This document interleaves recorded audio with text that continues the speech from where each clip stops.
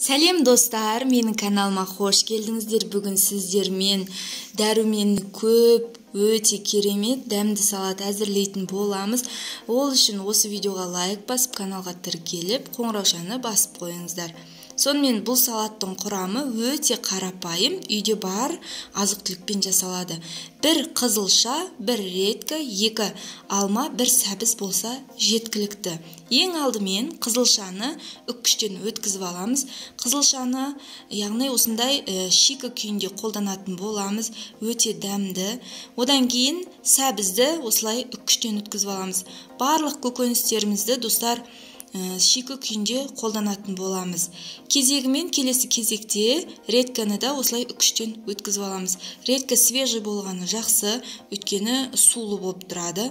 Келесі кезекте алманы аршып үккіштен өткізуге кеңес беремін. Егер қабығымен болса, үккіштен өткізгенде қиындық туғызуы мүмкін. Мінекей мен барлық көкөністерді, жемістерді осылай үккіштен өткізіп алдым. Келесі кезекте заправкасын дайындайтын боламыз. Бізге заправкасы үшін 1 ас қасық бал керек, және 1 ас қасық зәйтүн майы керек. Яғни бұл салаттың құрамына бал қосамыз. Өте дәмді болады, дәрумені көп. Дәл осы мезгілде желінетін салаттың бірі. Міндетті түрде сіздерге де жасап көруге кеңес беремін.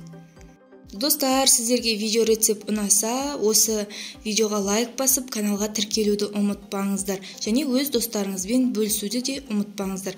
Мінекей барлығы біркелкі болғанша араластырып алдық. Енді салатымызға дәмін келтіру үшін жарты лимонды сығып, соғын шығарып қосатын боламыз. Мінекей видеода көрсетілгендей етіп өте дәмді болады достар.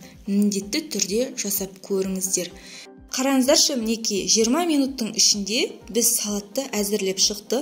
Бетіне мен әсемдеу үшін грек жаңғағын үгітіп бетіне себелеп қойдым. Сіздер де міндетті түрде жасап көріңіздер. Келесі рецепттерді менің каналымнан бірінші болып көру үшін осы видеоға лайк басып, каналға тіркелуді ұмытпаңыздар.